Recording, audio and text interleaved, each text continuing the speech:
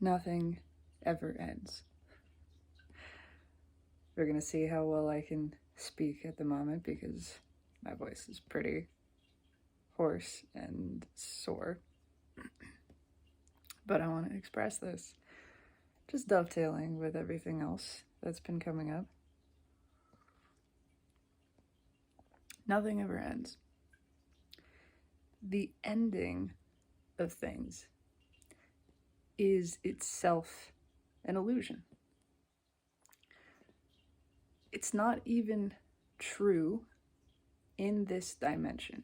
So in every dimension above this one, and this is not made up woo-woo stuff, this is not coming from me, this is understood mathematically and scientifically, and yes, you could call it theoretical, because we cannot physically measure dimensions above us, because the dimensions above us are all non-physical dimensions.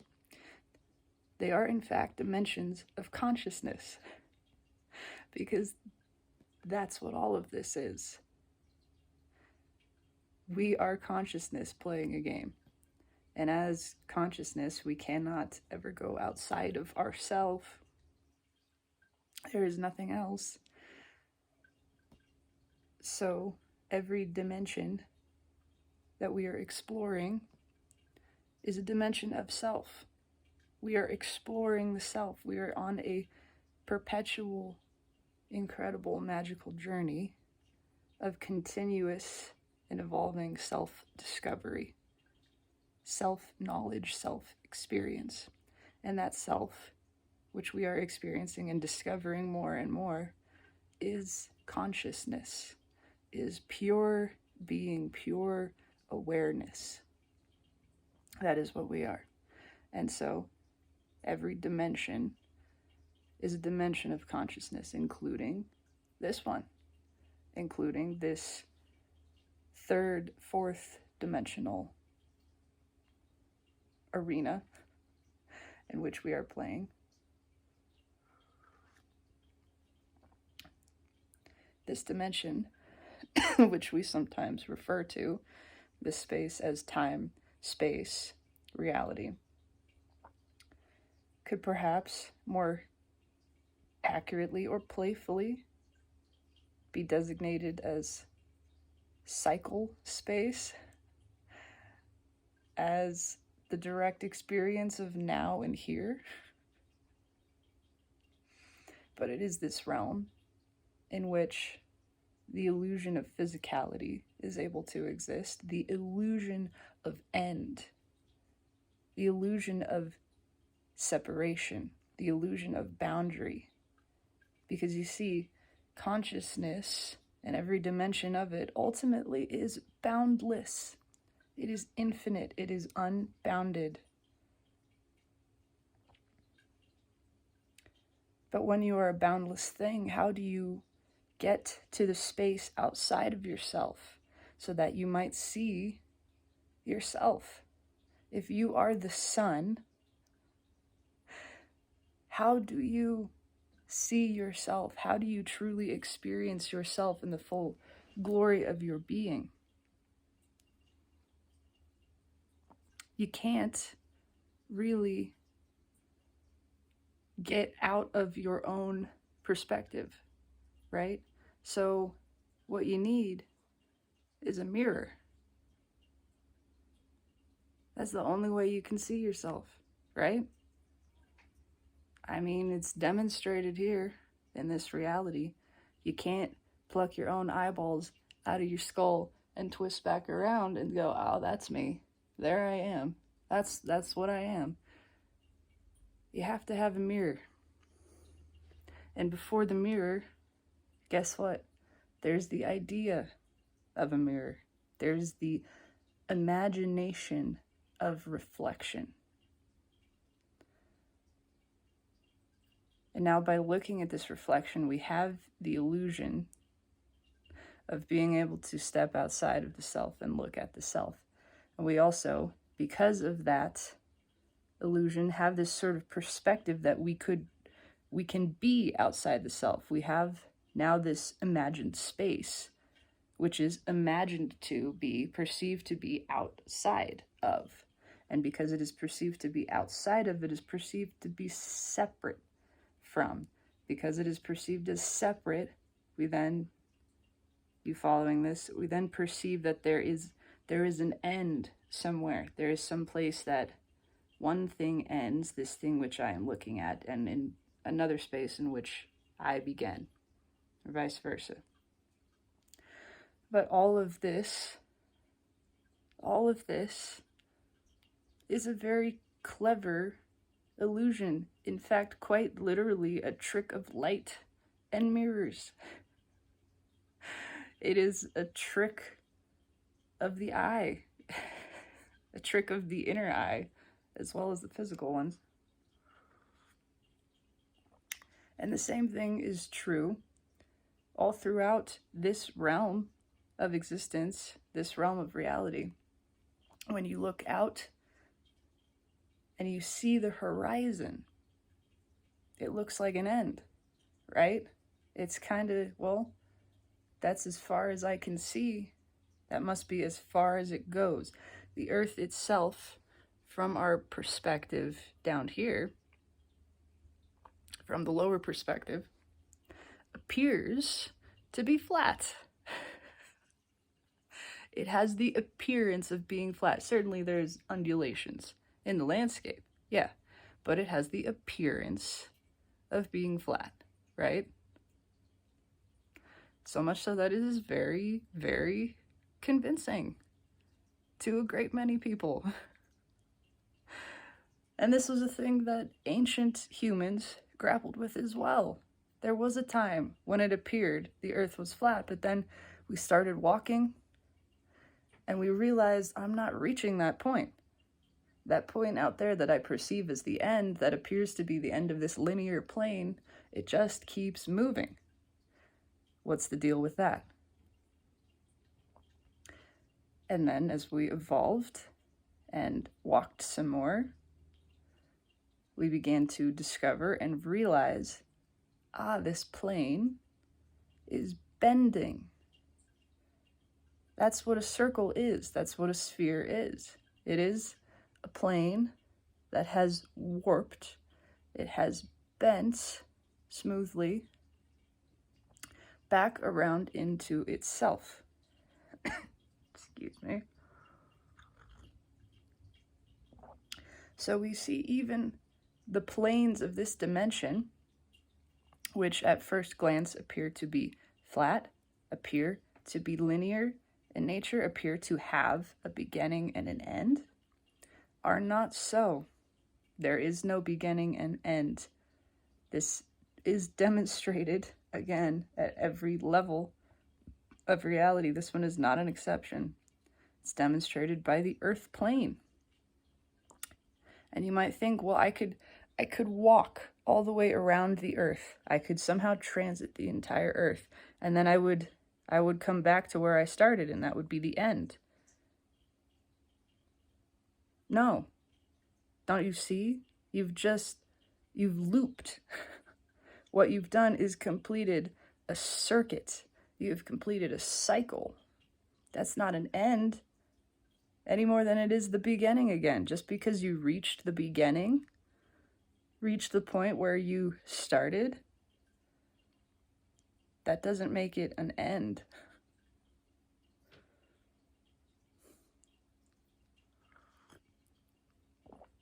So even the planes here demonstrate the continuous nature of all things. It's even true of planes like the surface of the body, the surface of anything. Again, we could look at a thing and say, it's flat. It has a point A and a point B, and at point B, it ends. It stops. Is that so? Is that really so? Because this is not a two-dimensional object. And despite the fact that the mind might not perceive this edge as continuing, it is in fact continuing. If you were to model this object digitally in three-dimensional digital space, you would know there's no end to this. There are polygons all the way across this, all the way across the surface. Then there is a polygonal point of data which signals we shift direction here. This is just a planar shift directionally, and another one, and it continues. And so we see, in fact, this is itself a continuous plane. It is, in fact, its own sort of cycle. It is unending, no matter which direction you are traversing. It never stops. That's why we can do this. I know that sounds quite basic, but I mean, the fact that you can rotate an object demonstrates that there's no end to it. This is a continuous plane. Everything is. Things that appear flat, a sheet of paper, all of it is continuous. It all wraps back around on itself because it has to, because that's the way it works. Because ultimately nothing has an end. Nothing in this plane or any other plane of existence.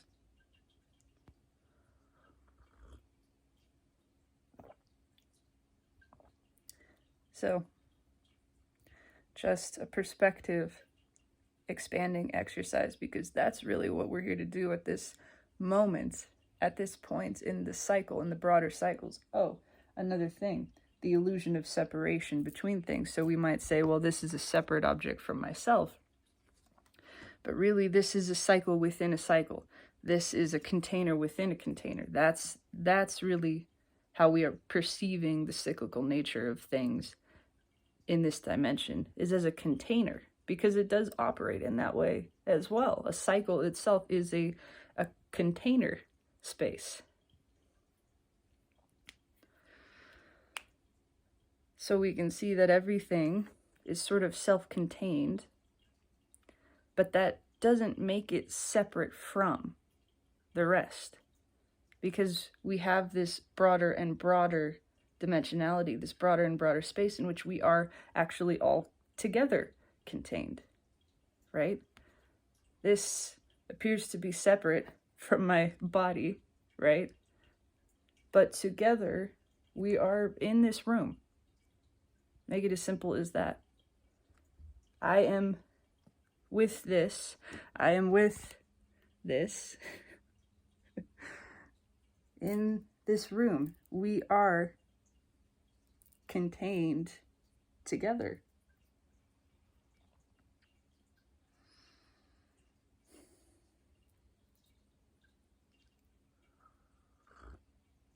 And when you then realize consciousness is actually the container, there is nothing separate from consciousness. Consciousness is the broadest container of all of this. It is consciousness which is containing and imagining and allowing this experience of this dream of time, of space. And consciousness is that which we are. We are presence. We can, in fact, feel that directly. And all it takes is tapping into that internal sense instead of it being a mind-based sensing. You just drop it into the body. You start feeling the body, and through the body you can sense presence. You can feel the silent energy which you are emanating, this silent stillness of being. And when you are sensing your own presence, you begin to recognize how everything is emanating that same energy.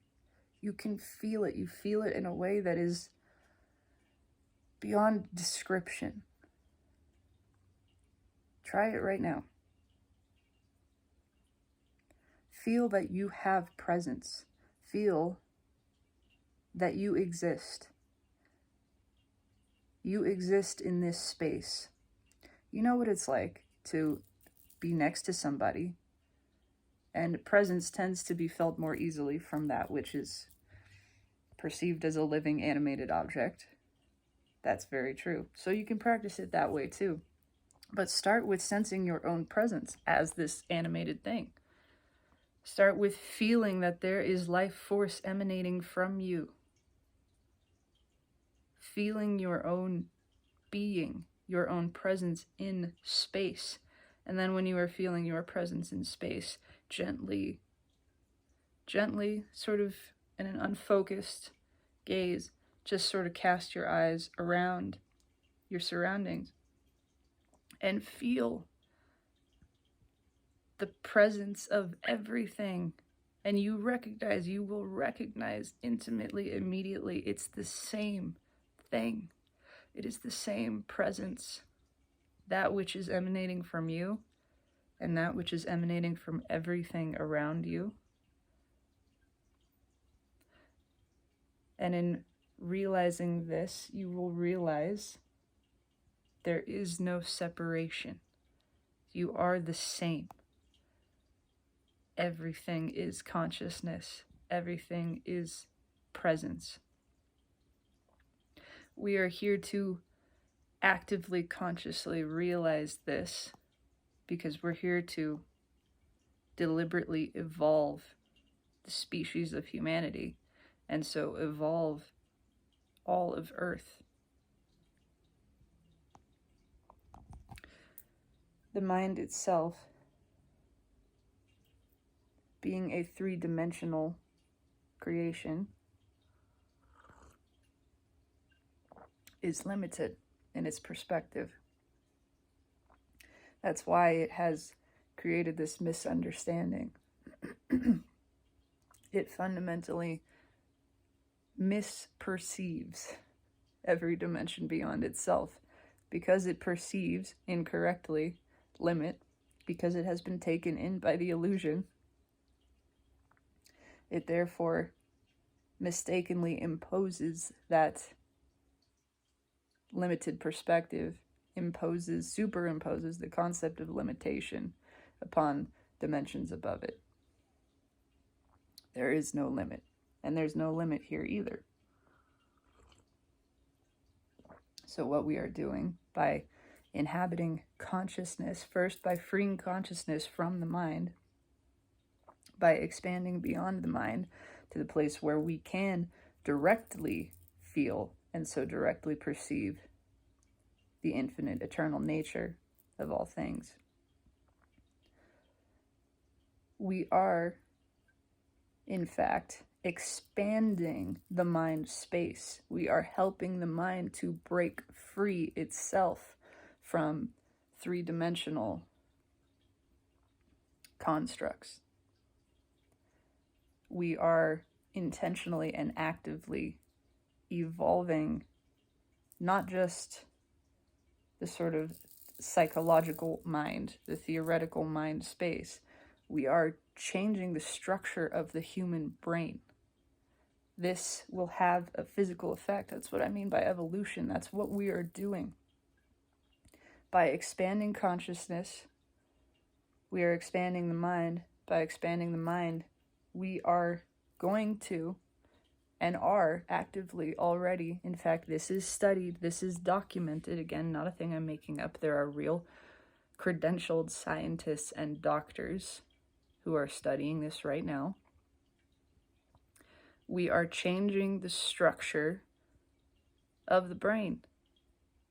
We are creating physical evolution. We are going to be changing the structure of the body itself.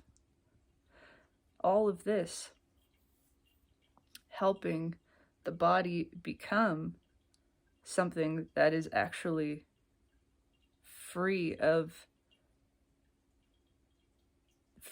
the illusion of end, free to play consciously and deliberately and for the joy of it with this illusion, But because we're doing it in an aware way,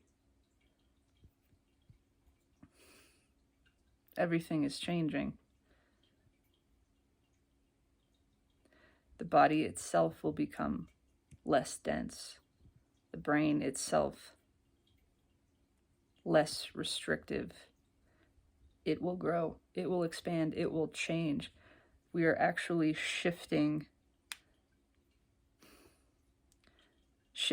where the foundation point is, chemically, molecularly, of life on this planet. We have been carbon-based life forms for a long time. Carbon is a very heavy molecule. It's dense. That is changing. The more we are expanding consciousness, the more space we are putting into everything. The more we are stretching, the more we are literally bending time, space, reality. We will be shifting our physical forms to be based on a different chemical, essentially. Perhaps it will be a new version of carbon. I don't know exactly how it's going to work. The idea is that it is a crystalline sort of structure. In fact, we have one of these already existing in the brain. The pineal gland is crystalline in nature. It naturally produces crystals. Those crystals resonate, they vibrate, they release impulses, electrical impulses, energy, and they cause the release of certain chemicals, certain mind-expanding chemicals that are naturally produced in the body. Very much the same thing as DMT.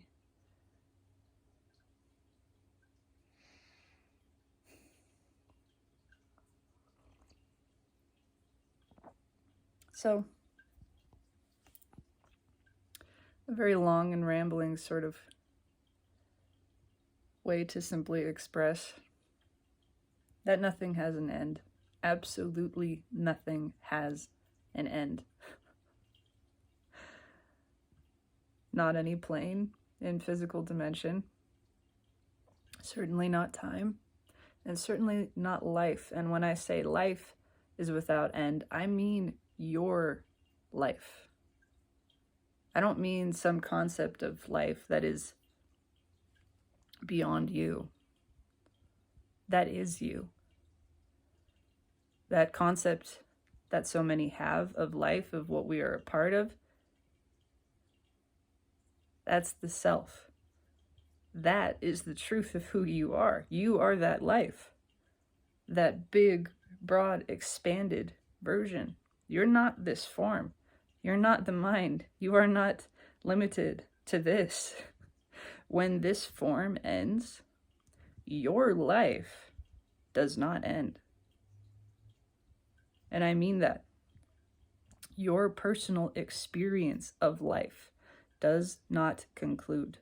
It is without end.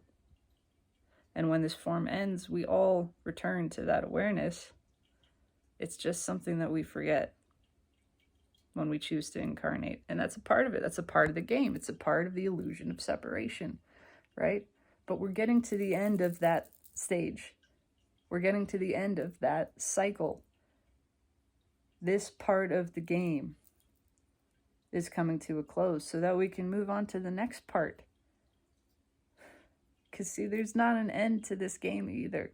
There is not an end to the playing, to the exploration and the experimentation and the fun, to the creation. There's no end to it. There's just a next phase. That's it. So you could say that a cycle ends, but really it's the same cycle. It's just shifted. We have concluded this phase. Now we have a phaser shift, right? We're jumping to another cycle that is contained, has contained that cycle, but now we're shifting positionally, expanding into this broader one. And so the experience is different, but actually nothing is lost, even with this change. That lesser cycle, that smaller cycle, is still accessible within the broader one. You can actually revisit it if you want to. We do that all the time in higher planes of existence. The entire smaller cycle that you perceive as your individual life incarnation experience, when you transition out of this physical form, all of that is accessible. It's now traversable, in fact. You can now that you are stepped back from that cycle and you are outside of it, you can spin the wheel. And that wheel, every point that you adjust it to, includes both time and space. It's pretty cool. It's called a tesseract. This is a thing, again, acknowledged by science. Maybe not extended philosophically to this point. But that's what it is. That's what a tesseract is, a fifth dimensional sphere, where every point on the sphere includes data about both time and space. That's your life experience. And if you want to, you can play with it. You can spin it around. You can revisit those things. You can re-experience those things. They're never lost. Everything, too, is recorded. Everything is recorded in the memory bank of the universe. Call it the Akash. Call it whatever you want. Call it the quantum field. It's recorded. And we don't run out of space because everything is infinite. There's no end of space. There's no limit to it. It stretches on eternally. In fact, it continuously expands. It is continuously expanding. This is fucking demonstrable. Again, we know the universe is expanding. All of this just backs itself up.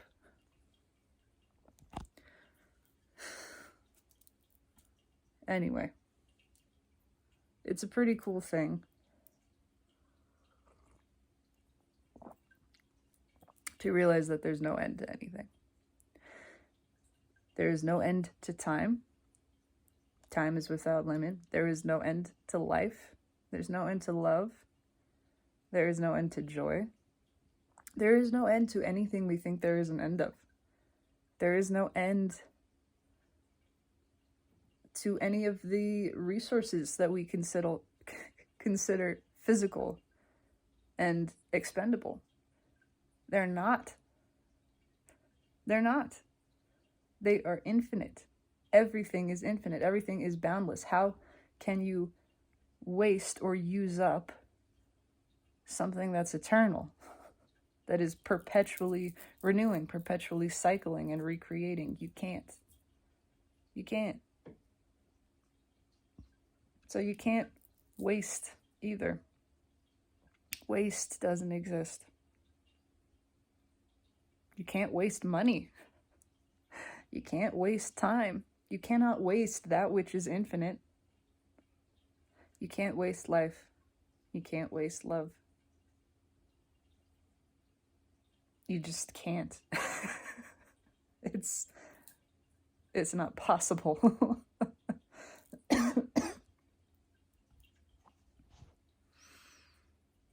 So enjoy this never-ending journey, because that is what it is. This is the song that never ends. It changes. Sure, it shifts. But it never ends. And it's never changed in a way that loses that which came before. It is changed in a way which continuously preserves, like rings on a tree, right? Again, everything demonstrated in this fashion. Everything natural follows this rule. It's easy to see. Nothing is ever lost. Nothing ever ends. Things change, absolutely. But that doesn't mean an end. We just find a new beginning, and everything that we expand into contains everything that we have been before. That's how we're building. That's how we build things, right? And this is the continuous building, the continuous expansion, the continuous evolution of the universe and of consciousness. And it's a game we just get to keep playing forever, for fun. And as we play, we discover new things, and then the rules change. The game changes a little bit because we have new ideas and we want to experience new things. And then we experience those new things and we have more new ideas, more new desires. You see how it just keeps going? It's all for fun. It's all for joy. It is all for the simple sake of the pleasure of it.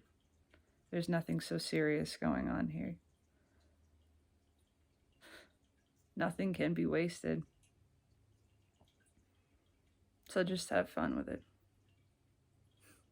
I love you.